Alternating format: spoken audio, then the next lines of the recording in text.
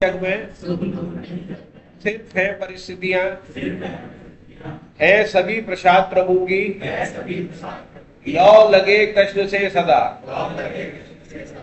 सच्चिदानंद रूपाय विश्व विनाशाय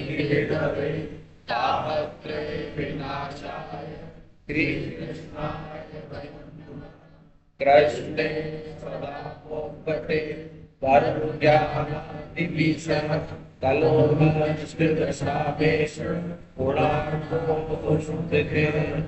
वसुदेव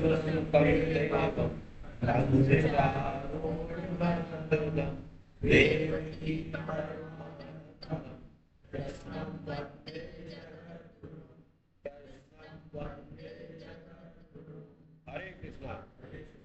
पंचरत्न श्लोक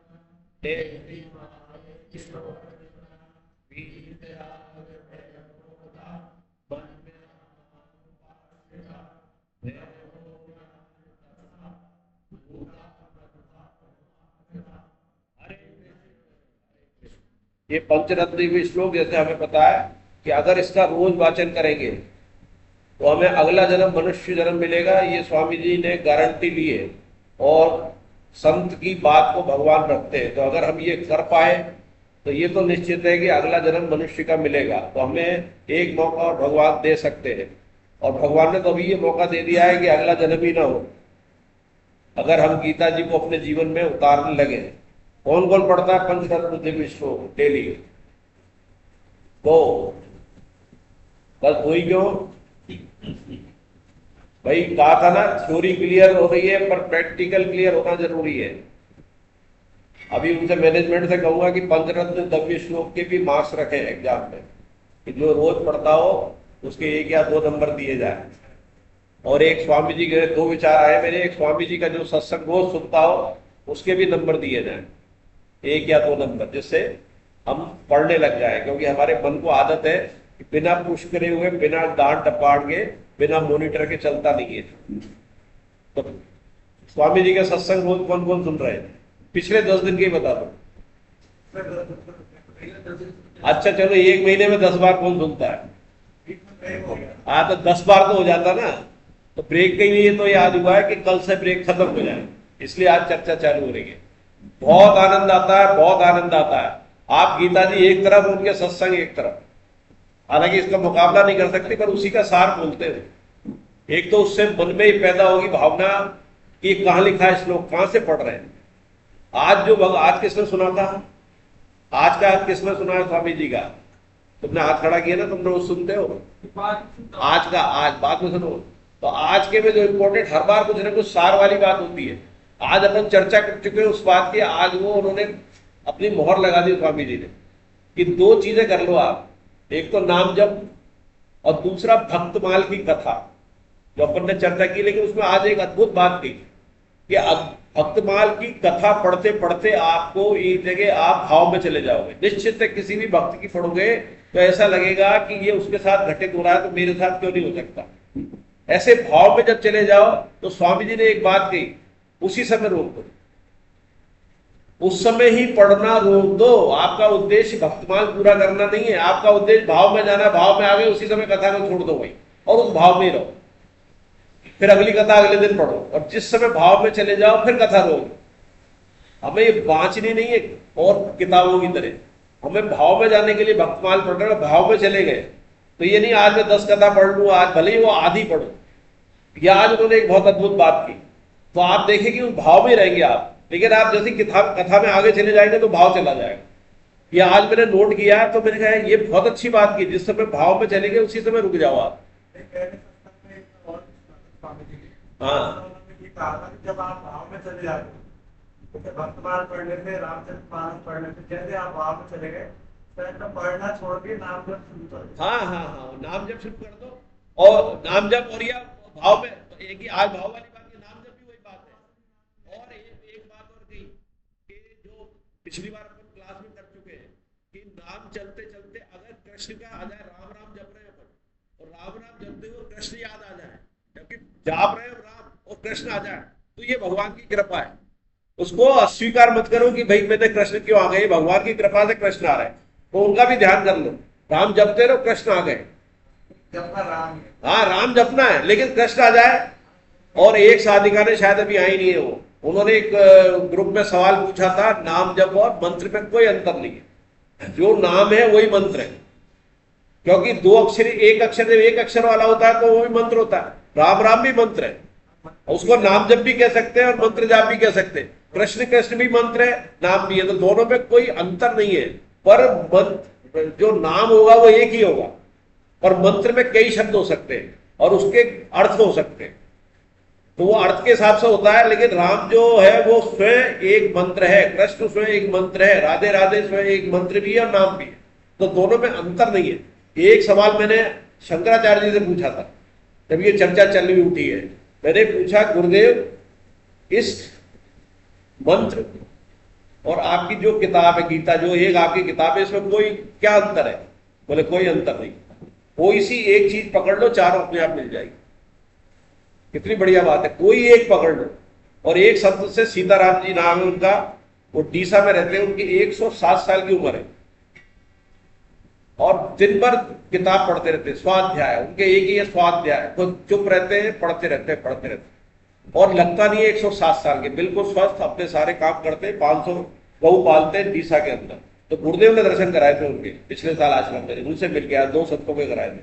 तो मैंने उनसे पूछा कि किसका नाम जप किया जाए, आदत होती है ना पूछने की बार बार। उनका उत्तर ऐसा था कि अगली बार प्रश्न पूछा ही नहीं जाए, ऐसा उत्तर था। उन्होंने कहा जाप किसी का भी करो, अंदर भगवान का ध्यान होना चाहिए। कोई सा मंत्र का जाप करो, अंदर ध्यान भगवान का होना चाहिए। कितनी बड़ी बात थी। आप मंत्र के पीछे पड़ जाओ लेकिन आपके ध्यान में भगवान नहीं आ रहे, कोई सा बाहर से बोल रहे हो, अंदर ध्यान भगवान का चल रहा है। तो पिछली बार हरे कृष्णा अपन 7वां अध्याय के 15 श्लोक कर लिए थे, और अध्याय का क्या नाम था? ज्ञान विज्ञान योग। और ज्ञान का मतलब क्या था, कौन बताएगा? विज्ञान का मतलब क्या था? किताब देख के नहीं, बिना किताब देखे, किताब में तो लिखा हुआ है। चलो किताब देख के बता दो, हाथ खड़ा करो, कौन बताएगा ज्ञान योग? बताओ, जोर से बोल दो। मोहित नहीं हो पीछे वाले, तू तो सब बता देगा। ज्ञान का मतलब क्या है, विज्ञान का मतलब क्या है? ज्ञान तो वो है जो हम लोग ये हासिल करते हैं, पढ़ते हैं, जो भी इस किताब ज्ञान विज्ञान के हिसाब से, इसके हिसाब से जानना, ये हाँ वेरी गुड। जो कुछ संसार दिख रहा है, जो कुछ भी है, उसके कारण, उसके पीछे या उसमें भगवान ही है, और उसको महसूस करना, ये तो ज्ञान हो गया। और उसको महसूस करने लग जाना वो विज्ञान है, अनुभव में जो आ जाता है। हाँ वो महसूस हो गया, अनुभव में आ गया, वो तो जानना था, ये मानना है। और स्वामी जी ने दूसरा कहा है, स्वामी जी ने कहा परा तथा अपरा प्रकृति की स्वतंत्र सत्ता नहीं है, लेकिन ये सब कुछ भगवान ही है। परा अपरा की अपन ने चर्चा कर ली थी पिछली बार। परा अपरा कौन बताएगा, अपरा कौन बताएगा? कोई बता सकता है परा अपरा? उसे पता पड़ जाएगा कि हम कितना घर पे जाके पढ़ते हैं या इस समय कितना ध्यान करते हैं। परा क्या होती है, अपरा क्या होती है? अगली बार ये सवाल पूछे जाएंगे तभी अगली क्लास क्लियर होगी। इसका मतलब बैठ जाना, शक्ल दिखाना, यही रह गया, या आनंद लेना, ये सात्विक आनंद है, सात्विक पिकनिक टाइम हो रही है राम मंदिर में। अब परा का मतलब क्या है? आता रहने दो, जोशी को बता दो, ये बता देगा। हाँ माइक देना, माइक ले जाओ। परा और अपना दोनों ही बता दो। माइक दे जाओ, आवाज नहीं आई उसमें। हाँ बोल दो, आ जाएगी। परा हरे कृष्णा, परा वो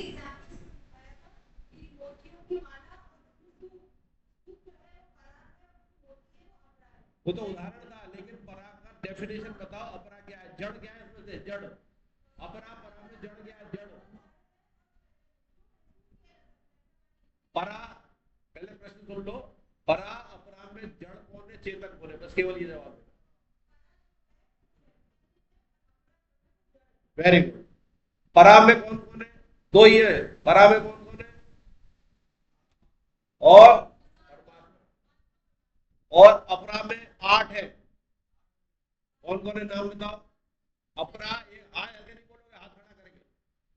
अपरा में 8 कौन कौन सी है, पढ़ लो इतने श्लोक भी बता दो।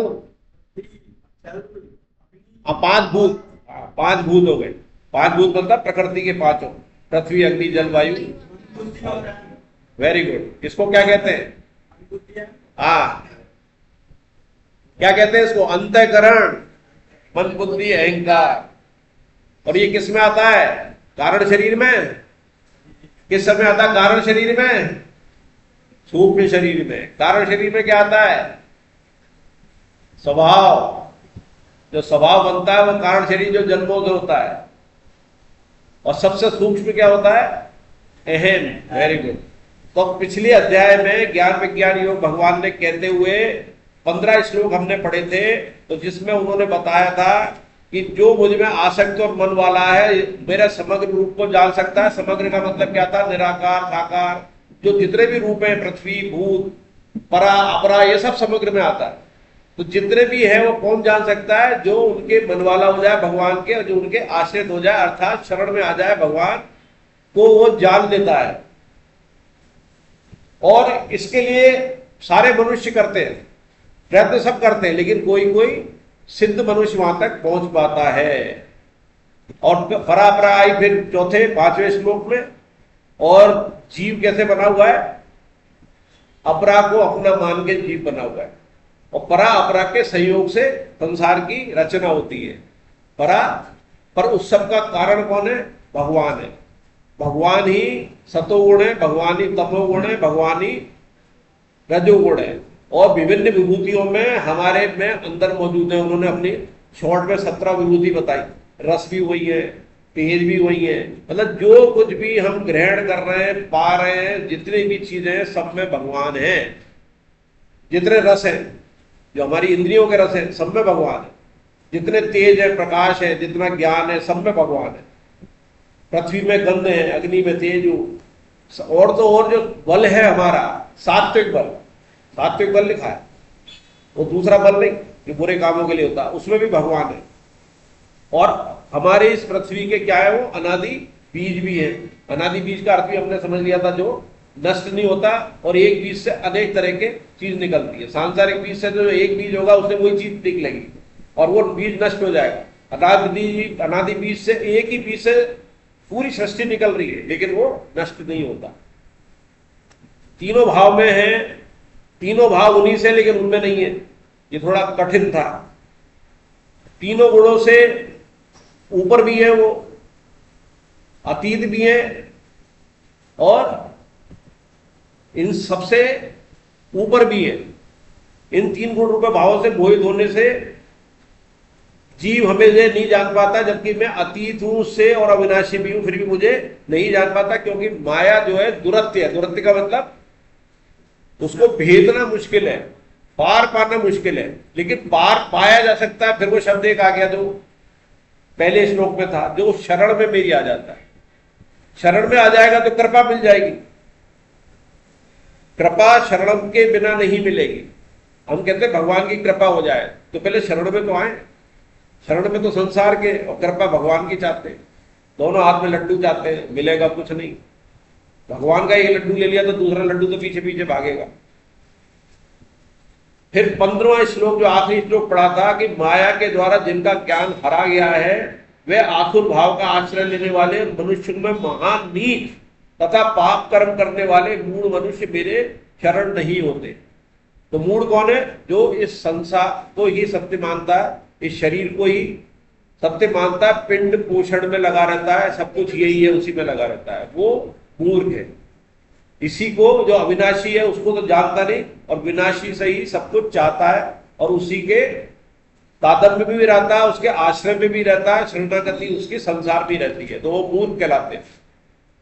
अब 16वां 17वां 18वां तीनों श्लोक कौन पढ़ेंगे? पहले से तैयार हो जाया करो, हाथ खड़े करो। 16 17 18 आप पढ़िए लालो जी।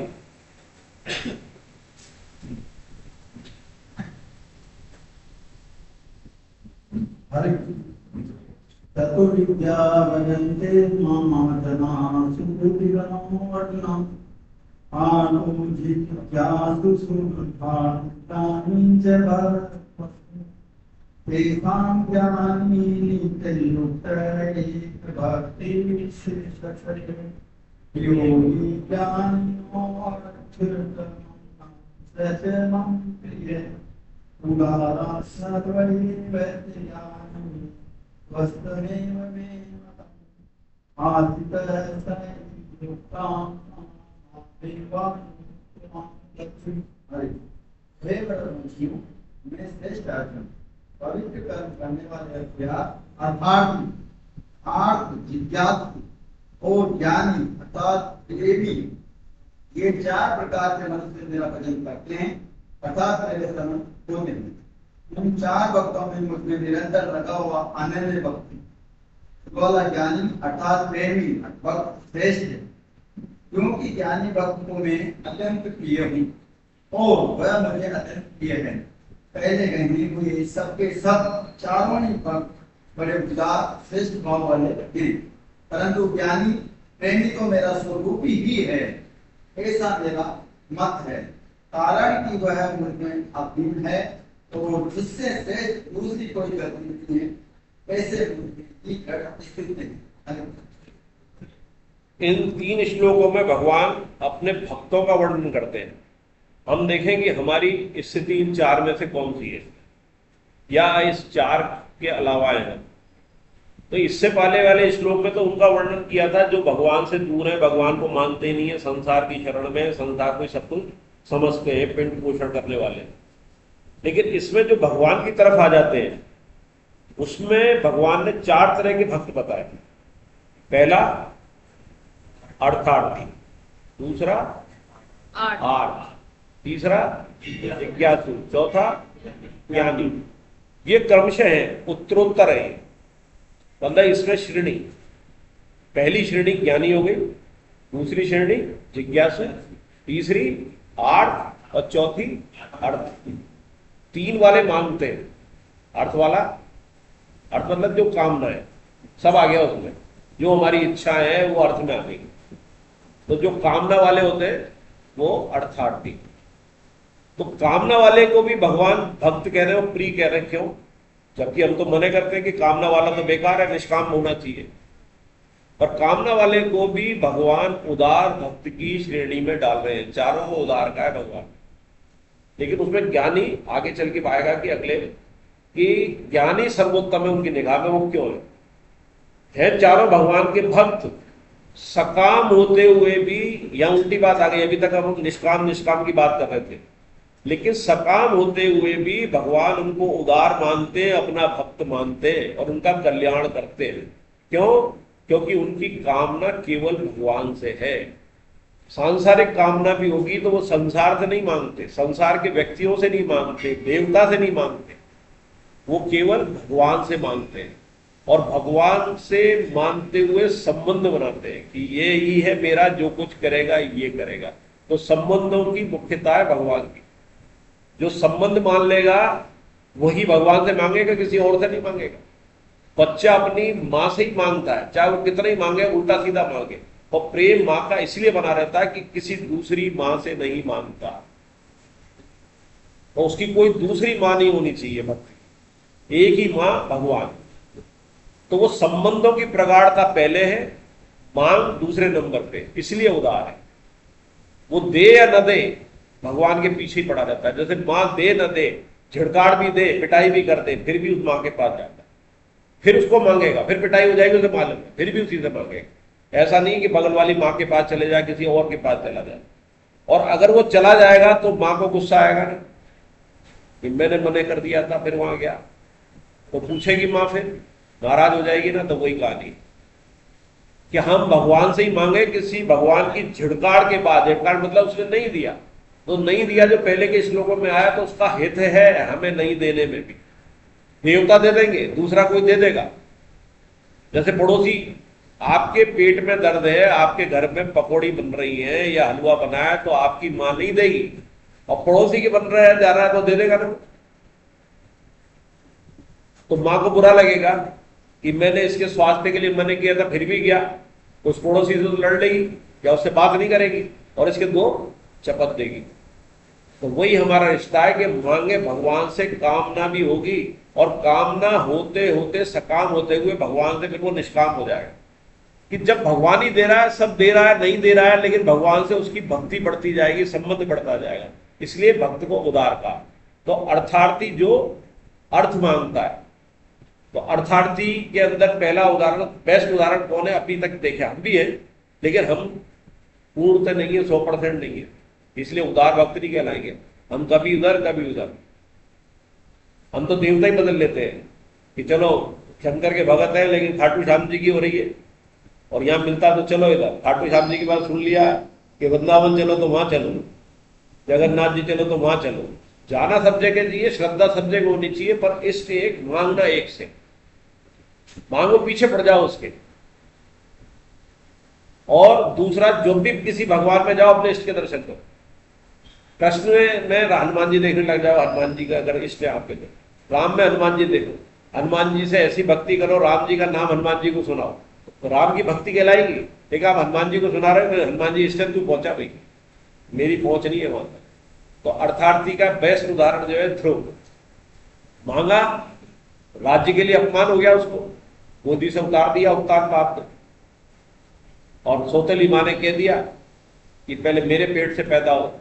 नारद जी मिल गए, क्योंकि माँ ने कह दिया, उनके जो असली माँ थी, कि भगवान ही कर सकते थे, तो भगवान के पास चल दिया। नारद जी ने मंत्र दे दिया। कौन सा मंत्र दिया था? ओम नमो वासुदेवाय। मुकेश जी ने बता दिया कैसा मंत्र, क्या है वो? ओम नमो।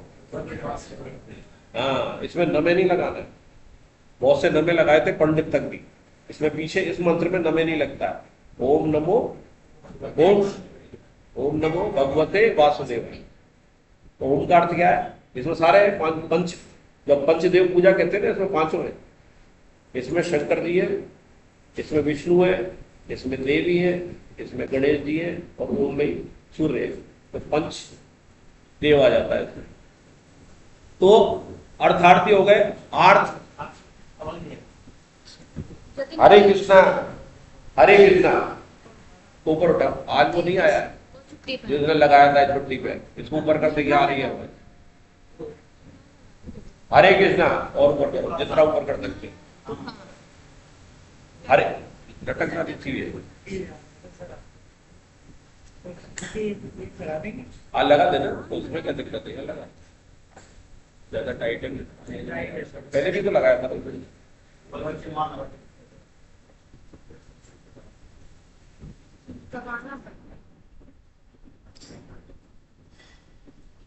और ये भी शुरू कर दिया। हरे कृष्णा, हरे कृष्णा। तो डिफिकल्टी आएगी ना आपको।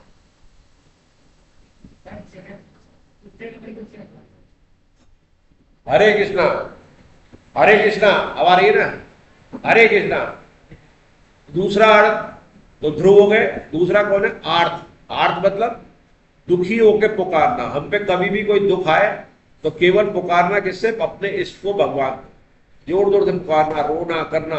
संसार में रोने से कुछ नहीं मिलेगा, थोड़ी देर की पुचकार मिल जाएगी, अंदर ही अंदर वो खुश होगा कि अब आया ये। किसी से उम्मीद मत करना, अगर वो आपसे बीमारी में मिलने आ रहा है तो ये समझ लेना वो आपकी बीमारी ठीक करने नहीं आ रहा है, और अंदर उतना दुखी नहीं है जितने आप दुखी हो। कहीं ना कहीं एक खुशी है उसके अंदर, एक यही खुशी है कि आज मैं इस पे एहसान करने आ रहा हूं।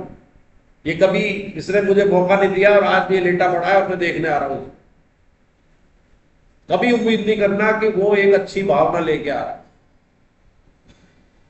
इसलिए जो महापुरुष होते हैं या ये बहुत बड़े नेता होते हैं, बचते बीमारी बताते नहीं है, चुपचाप गायब हो जाते हैं इलाज के लिए। तो आर्त मतलब संसार से कोई उम्मीद नहीं, भगवान से प्रार्थना करना आपकी दुख को कम या खत्म करेगा या उसको भोगने में मदद करेगा, उस प्रारब्ध को निकालने में मदद करेगा भगवान, और दूसरा कोई नहीं कर सकता। माधव दास जी का बताया था ना पिछली बार, उनके दस्त लग रहे थे, भगवान ही उनकी लैट्रिन साफ कर रहे थे, दुखी हो गए, तो आप मेरा ये दूर क्यों नहीं कर देते? बोले तेरा प्रारब्ध मैं दूर नहीं कर सकता, प्रारब्ध भोगने में तेरी मदद कर सकता हूं, क्योंकि इसी में तेरा हित है, नहीं तो तुझे फिर आना पड़ेगा। वो इतना हित सोचते हैं, उन्होंने ये प्रारब्ध तकलीफ दी है वो हमें निकालने के लिए दी है। तो आर्त भक्त, तीसरे जिज्ञासु। जिज्ञासु मतलब जानना, किसको जानना? भगवान को जानना, भगवान के बारे में जानना। तो भगवान को जानना भी किससे? भगवान से ही जानना, भगवान से ही जानना। तो भगवान से पहले संत से जान सकते हैं, लेकिन वो अंतिम सीढ़ी नहीं है, वो भी भगवान का संत वही है जो भगवान का रास्ता दिखाते। कहा था ना एक श्लोक में आया था कि तत्व ज्ञान, जब ज्ञान योग की बात हो रही थी, ऐसे दुर्लभ है बहुत मात्र, लेकिन मिल जाए तो वो बता देंगे रास्ता कि ये रास्ता है।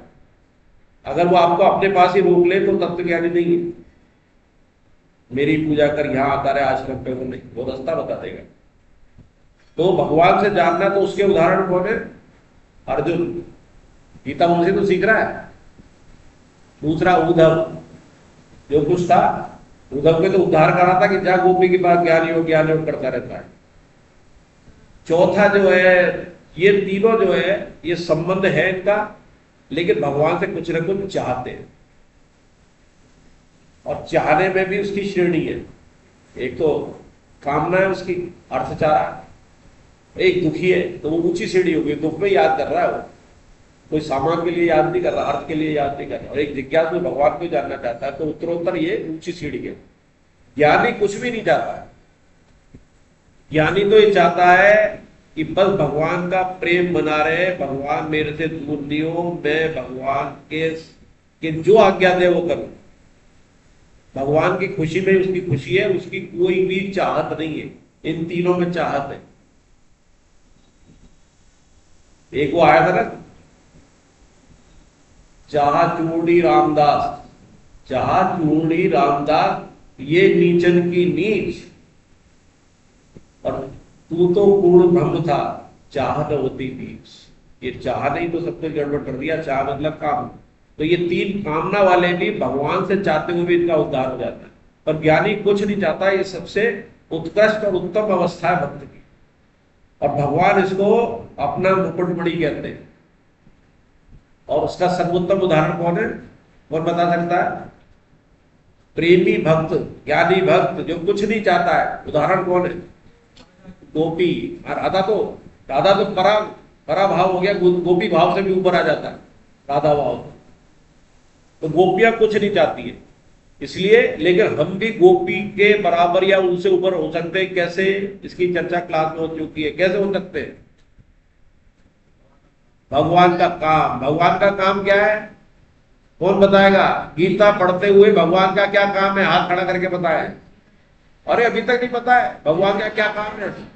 गीता प्रचार लिखा है भगवान ने 68-69 श्लोक में कहा है कि जो इस गीता को दूसरों को सुनाएगा, बताएगा, पढ़ने के लिए कहेगा, उस जैसा प्रेमी भक्त मेरा इस संसार में नहीं है, पूरे भूमंडल में नहीं है, ये कह दिया है।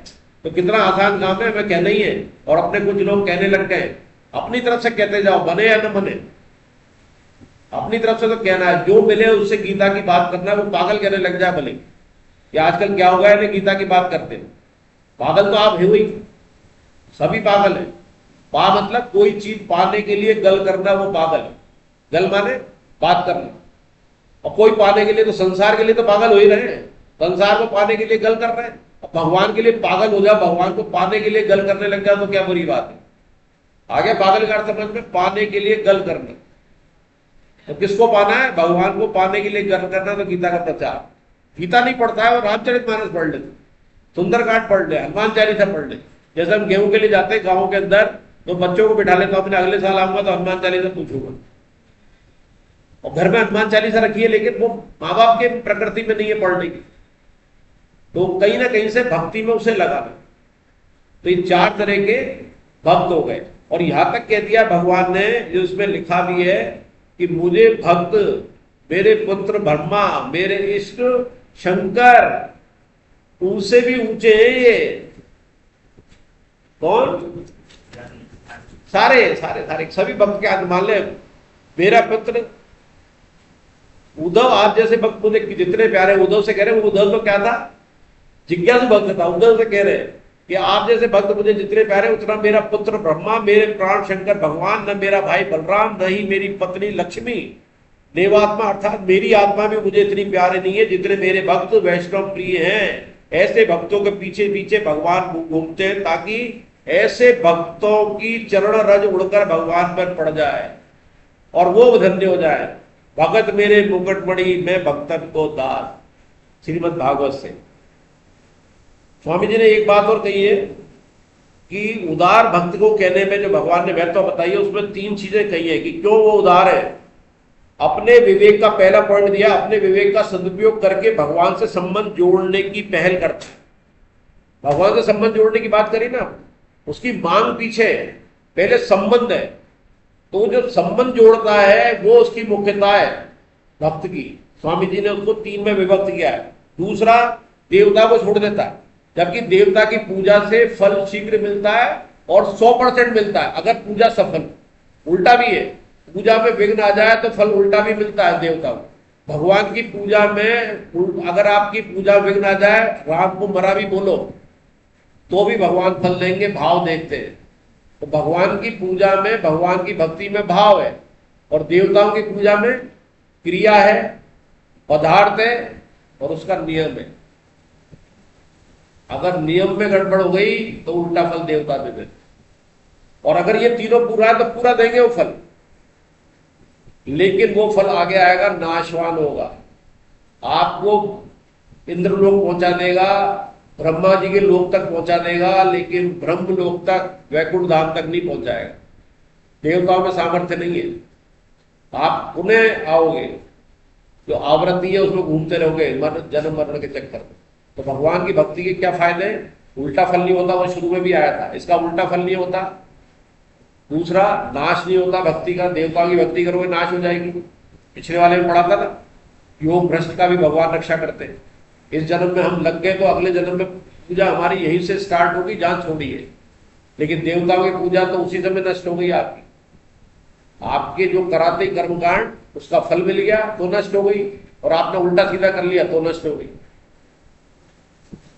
तो तीसरा देवता व तीसरा भगवान के दरबार में मांगने वाले को उदार किया जाता। तो 3 कारण से, एक तो भगवान से संबंध बनाता है, भगवान से ही मांगता है, देवताओं को छोड़ देता है। तो स्वामी जी ने 3 रूप में कहा कि ऐसे उदार है कि संबंध भी बनाता है भगवान से, देवताओं को भी छोड़ देता है, और उसकी मांग जो है भगवान से ही होती है। 19वां श्लोक कौन पढ़ेगा? जल्दी जल्दी करो। अगर